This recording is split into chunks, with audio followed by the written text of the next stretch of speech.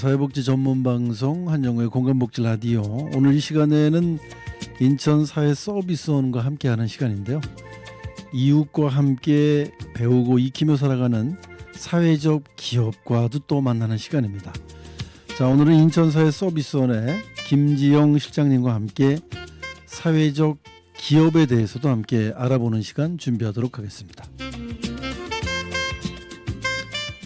안녕하세요. 안녕하세요. 반갑습니다. 반갑습니다. 네. 새해 복 많이 받으시기 바라겠습니다. 네, 감사합니다. 네, 새해에 무슨 계획들 있으신가요? 어떻습니까? 올해는 그 돌봄통합지원법이 시행되는 해라서요. 네네. 그 사사원의 정책연구실에서도 그 통합돌봄에 관한 많은 연구를 하려고 생각 중입니다. 네네. 자, 그래서 오늘 자리하셔서 말씀해주실 얘기는 바로 지금 말씀하신 그 부분, 네, 복지 분야의 가장 큰 이슈죠, 조금. 네, 통합 돌봄 사업, 지역 돌봄 통합 지원 사업이 이제 3월 27일부터 네. 시행이 되는데 네, 네. 어떤 그 의의가 있는지 뭐 이미 몇 번 나오셔서 말씀을 해주셨지만 다시 네. 한번 정리를 좀 해주시죠.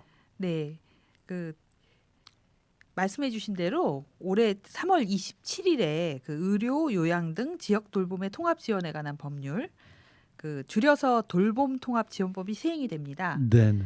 그 아울러서 이제 인천시의 돌봄통합지원 조례도 시행이 되는데요.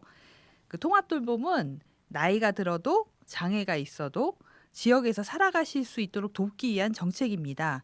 그러니까 단순히 서비스를 몇 가지를 만드는 게 아니고요. 네. 돌봄을 중심으로 복지 전달 체계를 전면 재조정하는 네. 굉장히 큰 정책인데요. 그러니까 쉽게 말씀드리면 지금도 이제 지역에서 사시면서 어려운 점, 그러니까 네. 예를 들어 뭐 경제적 위기를 당한다든지 하면은 네. 동주민센터에 가셔서 뭐 긴급 복지 지원을 받으신다든지 이런 걸 하시잖아요. 예. 근데 이제 3월 27일부터는 이제 읍면동 주민센터에 내가 돌봄이 필요해요. 해도 이제 가시는 거예요. 그럼 거기 이제 만들어져 있는 돌봄 통합 창구에서 어떤 돌봄이 필요하신지, 네. 또 통합 돌봄을 받아야 하시는 분인지 이제 이런 거를 듣고 만약에 돌봄이 필요하시다고 하면 지역 내에 있는 자원을 활용해서 돌봄을 연계해드리고 제공해드리는 일을 하게 됩니다. 네네. 그 동안은 그렇다면 지역에서 해결을 못했던 부분들도 많이 있었나요, 그럼? 지금까지도 이제 뭐 민간 복지기관이나 네. 아니면 이제 지자체에서 이제 돌봄이 필요한 특히 이제 어르신이나 장애인들께 돌봄 서비스를 제공을 해드렸는데요. 이게 좀 더 체계적이고 네. 그리고 많은 자원이 연계할 수 있는 거로 바뀌는 거죠. 그래서 통합지원회의라는 게 생기게 됩니다. 시군구에. 네. 그럼 그 통합지원회의에는 예를 들어서 몸이 아픈 어르신이 있는데 집에 돌봐줄 가족이 없다. 예. 그리고 뭐 의료 서비스가 필요하시고 그다음에 본인이 직접 자기 식사를 챙길 수 없기 때문에 뭐 영양식 지원이 필요하다든가 하면은 그거를 담당하고 있는 이제 사회적 경제 기업도 여기서 굉장히 중요한 역할을 하게 되는데요. 네네. 예를 들어서 하루에 2번은 죽이 들어가고 그다음에 제대로 식사를 하고 계신지 이런 걸 챙겨봐야 된다고 하면 네네. 거기에 해당되는 일을 하고 계신 분들이 이제 다 같이 모이는 거예요. 네. 그래서 이 어르신한테는 뭐가 필요할까라고 결론을 내려서 이제 서비스를 제공을 하면서 잘 되고 있는지 모니터링하고 또 이제 연세가 더 들어가시면 좀 더 다른 서비스가 필요할 수도 있잖아요. 그렇죠. 예를 들어 뭐 병원에 가시려면은 병원이 우리가 인천에도 많이 있지만 네. 당장 이동을 하기가 불편하실 수도 있으면 그 우리 사서원에서 운영하는 종합재가센터에서도 이동 지원 서비스를 하거든요. 예. 이제 그런 것하고 연결이 되는 거죠. 그러니까 네. 예전에는 사실 내가 이 지역에서 잘 살았는데 이제 몸이 아파다 보니까 걷기도 힘들고 그다음에 뭐 청력이 어두워져서 이제 힘들기도 하고 그때 어디다 얘기해야 될지 모르는 경우가 그렇죠. 있잖아요. 네네. 본인들이 직접 서비스를 찾아보기도 힘드시고 네. 그때 이제 돌봄 통합 창구를 통해서 이제 그런 일들을 연계받을 수 있는 거죠. 네. 예전에는 다 따로따로였지만 그렇죠. 이제는 하나로 통합을 해서 네네. 가서 얘기만 하면 네. 뭐가 필요한지를 잘 알아서 그렇죠. 가름말을 잘 타 주시겠다. 네네네. 그런 말씀인 것 같아요. 그렇습니다. 그래서 통합 돌봄. 네. 그러니까 실제로 뭐 아들이나 자녀들이 해줘야 할 일을 이제는 행정복지센터에서 이제 얘기를 들어보고 어머님, 아버님 이렇게 해드리면 되겠네요 하고 얘기를 해주시는 거군요. 예, 맞습니다. 그래서 인천에서도 뭐 부평구 같은 경우에는 지금 통합돌봄 미리 시작을 했고요. 네. 다른 지역의 통합돌봄 선도 사업부터 한 7, 8년 경험을 가지고 있는 지역에서는 네. 그런 체계들이 잘 돼 있어서 이제 보호자 입장에서는 음. 참 멀리 혼자 계신 어르신들을 두고 있는 게 굉장히 마음이 이제 어려운데 그때 이제 그 동주민센터에 가서 보호자들도 예. 상담을 받으실 네. 수 있습니다. 네, 네. 네. 그러면 이럴 수도 있습니까? 언젠가도 제가 한번 여쭤봤던 거로 기억이 네. 나는데 저는 A 지역에 살고 네. 이 부모님은 B 지역에 사는데 네. 제가 이제 A 지역에서 B 지역에다 내 신원을 다 밝히고 네. 우리 부모님이 지금 이런 상태인데 좀 신경 좀 써주실 수 없습니까?라고 의뢰를 할 수도 있나요? 물론입니다. 아, 네네. 네. 가셔서 물론 이제 그 B 지역으로 가셔서 이제 네, 얘기를 네. 하셔야 되겠죠. 네, 그리고 그 당사자가 예를 들어 이제 치매 어르신이나 이런 경우에는 네. 본인이 이제 본인 상황을 명확하게 말하기가 어려운 경우가 네. 있는데 그렇죠. 그럼 뭐 다 지원을 사실 해드리면 좋지만 뭐 자원의 한계도 있고 또 이게 꼭 그 공공 자원을 활용을 해야 될지 아니면 다른 방법이 있는지가 있기 때문에 그 좀 판단하기 어려운 경우에는 건강보험공단에서도 그 어르신한테 필요한 서비스가 뭔지를 판단을 하고 해요. 그래서 네, 네. 아까 말씀드린 대로 이제 체계를 갖추는 것이라고 말씀드렸잖아요. 그래서 이거를 이제 그 사적으로 본인들이 책임을 져야 되는 문제인지 아니면 공공자원을 활용할 수 있는 문제인지도 상담을 해드립니다. 그래서 만약에 그뭐 어르신들이나 이제 장애인들께서 기존에 이용하셨던 복지기관들이 있으실 수 있잖아요. 네, 네. 예를 들어 뭐 장기 요양 서비스를 받고 계셨다든지 아니면 장애인 복지관에 다니고 계셨다든지 하면 네. 그쪽에서도 이제 안내 창구들이 생겨서 네, 네. 예를 들어 이제 우리 기관에 장애인께서 오셨는데 이제 그분이 이제 고령이 되셔가지고 다른 서비스들이 필요하게 되다 하면 이제 그런 복지기관들도 이제 긴밀히 시군구하고 협력을 하게 됩니다. 네, 네. 그래서 아까 말씀드린 통합지원 회의나 이런 걸 통해서 참여해서 이제 우리가 그 돌봐드리고 있는 대상자한테 또 추가적으로 필요한 서비스를 얘기를 하게 되고 네, 네. 네 그런 과정을 가지게 되죠. 그러니까 지역사회 보장 협의체와 같은 역할을 하는 어떤 확대된 역할이다 이렇게 생각해도 되겠네요. 그렇죠. 그래서 네. 지역사회 보장 협의체도 인천에서 다양한 일을 하고 있는데요. 네, 네. 통합 지원 협의체라고 해서 통합 돌봄에 대해서는 다른 조직이 있습니다. 아, 또 물론 다른? 지역사회 보장 협의체 안에 아, 같이 할 수도 있는데요. 그 통합 지원 협의체는 우리 지역의 돌봄 자원이 뭐가 형성이 돼 있는지, 그다음에 부족한 것은 무엇인지, 부족한 자원을 만들기 위해서 어떻게 해야 되는지 이런 거를 민간이 협력해서 결정을 내리는 기구고요. 네, 네. 아까 말씀드린 통합지원회의는 좀 더 실무적으로 이분이 통합지원 대상자가 됐으면 과연 어떤 기관들이 모여서 서비스를 제공할 수 있는지를 좀 실질적으로 구체적으로 이야기하는 네, 거라고 할 네. 수 있습니다.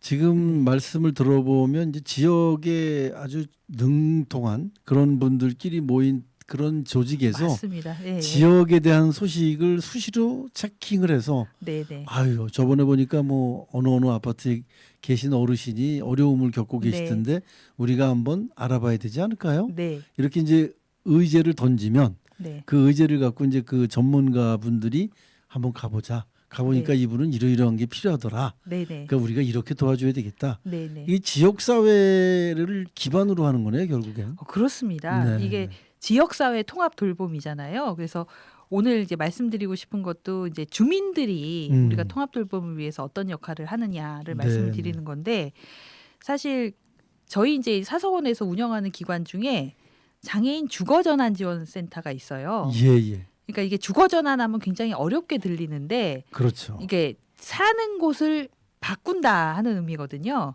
그래서 1차적으로는 이제 생활시설에 거주를 오래 하셨는데 이제 이분들이 그 시설을 나와서 지역에서 살고 싶다 할 때 여러 가지 준비해야 될 것들이 있잖아요. 뭐 집도 네. 마련해야 되고 네, 그다음에 뭐 그 시설에서는 이제 뭐든지 챙겨드렸는데 스스로 이제 집도 관리하시고 뭐 식사도 챙기고 이렇게 하셔야 돼서 훈련도 해드리고 하는 역할을 하는데요.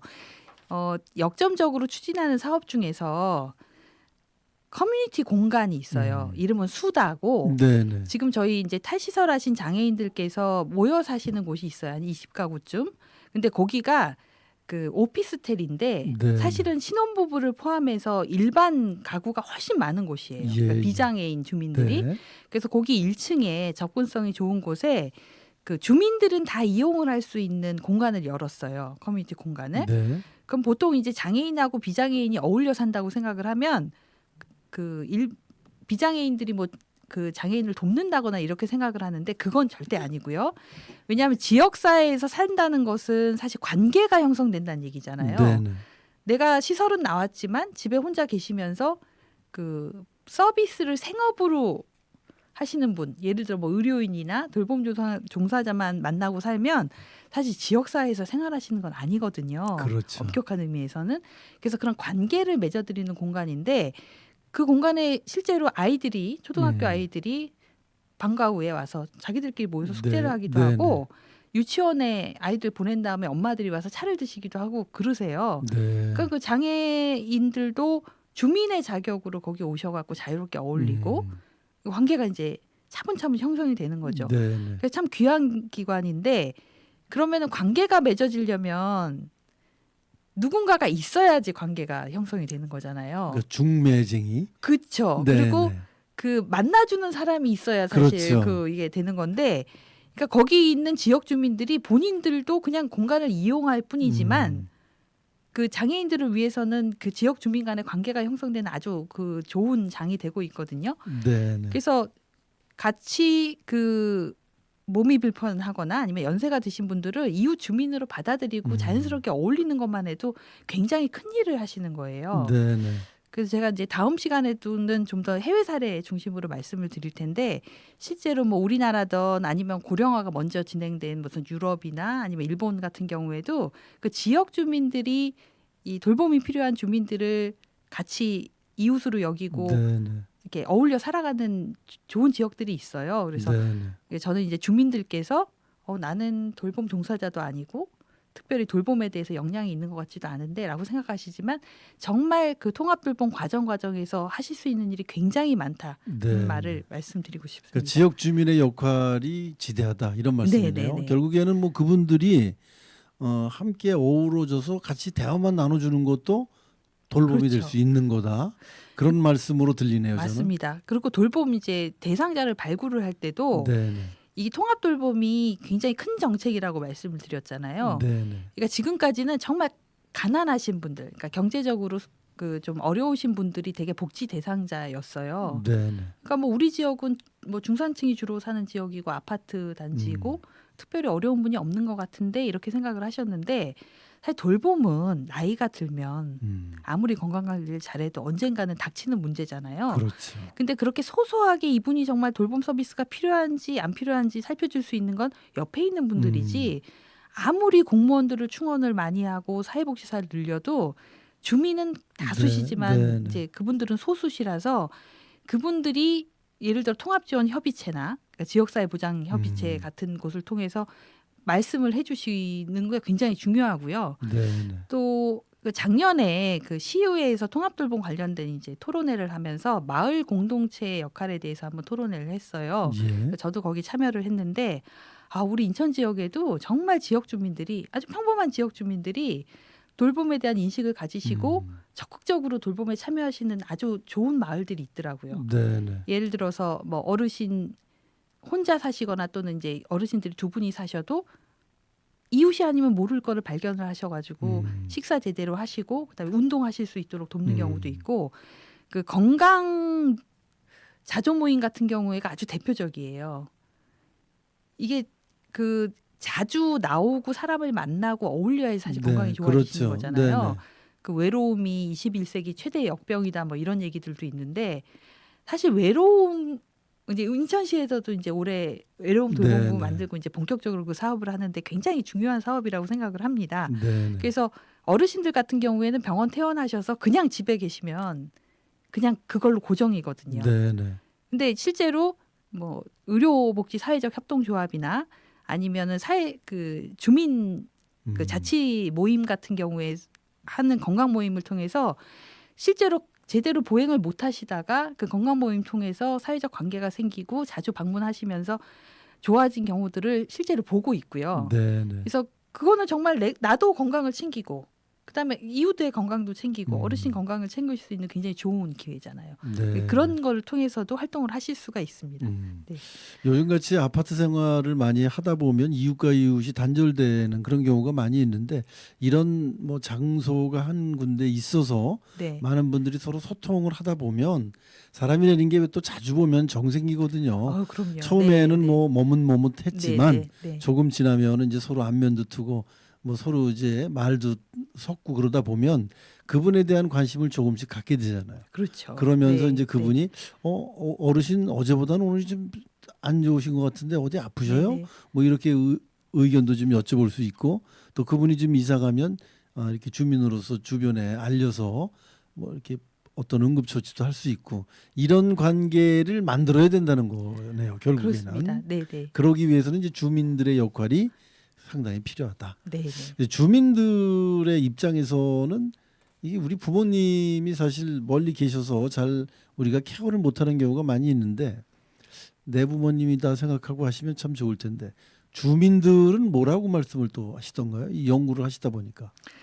사실 이제 우리나라가 네. 고령화 속도가 매우 빠르잖아요. 네. 그래서 적응을 하지 못할 정도로 사실 고령화 속도가 빨랐어요. 네. 그래서 돌봄의 문제를 음. 우리의 문제로 여기고 나의 문제로 여기는 게 아직 충분히 이제 전파가 안 돼 있는 거죠. 그러니까 그렇죠. 아까 말씀드린 일부 마을 공동체나 이런 데서는 잘하고 계시지만 나한테는 안 닥쳐올 문제. 그럼 난 안 그럴 거야. 그러니까 저희 친정아버지도 이제 몇 년 전에 심정지로 한번 쓰러지셔서 중환자실 신세를 지신 뒤로 이제 건강이 급격히 나빠지셨어요. 네. 남원에 사시니까 저희하고 굉장히 멀리 살죠. 근데 이제 저희 친정 아버지가 제가 사회복지 분야에서 굉장히 오래 일을 했는데도 예를 들어 폐지 줍는 어르신들이나 네네. 아니면은 누가 돌봐줄 게 없는 어르신들이 이제 뉴스나 이런 데 나오면 아우 자식 농사를 잘 못 지었나 봐 이렇게 얘기를 하세요. 네네. 그래서 아니에요. 자식이 멀리 떨어져 살 수도 있고 또는 자식이 없으실 수도 있고 그렇죠. 자식도 더 어려운 처지에 있을 수도 있고 그럼요. 자식이 아프거나 네. 근데 이제 그런 인식 자체가 바뀌어 있지 않은 어르신들도 굉장히 많으세요. 네네. 그래서 제가 이제 늘 마음 아프게 보는 이제 기사 중에 하나가 예를 들어 장애인을 위한 특수학교가 들어서려고 하는데 주민들이 네네. 반대를 하신다든지 그런 경우 많이 있죠. 아니면은 뭐 치매 어르신 전담 주간보호센터가 들어오는데 우리 아파트 단지엔 절대 안 된다 이렇게 예, 플래카드를 예. 붙이시거나 이런 경우들이 있는데 사실 그런 일만 안 해주셔도 돌봄을 위해서 그렇죠. 굉장히 공헌을 많이 하시는 거거든요. 네네. 저희가 이제 한 30년쯤 지나면 노인 인구가 이제 한 50% 육박을 하게 되고 예. 85세 이상 인구가 100만씩 이렇게 늘어나는 그런 상황이 돼요. 네네. 그러니까 아무리 건강 관리를 본인이 잘해도 사실 지역 사회가 같이 변하지 않으면 연세가 드신 분들이 시설에 다 들어가실 수밖에 없는 상황이 되는 거잖아요. 네네. 그래서 이제 그런 생각부터 바꾸시는 게 제일 네네. 필요한 일인 것 같습니다. 알겠습니다. 통합돌봄법이 시행이 된다 하더라도 어떤 인식의 변화가 없게 되고 지역 주민들이 함께하지 않으면 네, 실효성이 별로 없다라는 말씀으로 제가 들리는데, 네 맞습니다. 네, 이제 제일 중요한 건 이제 우리 주민들이 변화를 하는 것도 굉장히 필요할 거고 네, 누구에게나 닥칠 수 있는 일이라는 걸 인식해 주셨으면 좋겠다. 네, 네, 네, 그렇게 제가 정리를 좀 해도 되겠죠? 네 맞습니다. 자, 이제 마무리로 네, 한 말씀 하시면서 정리하도록 하겠습니다. 네.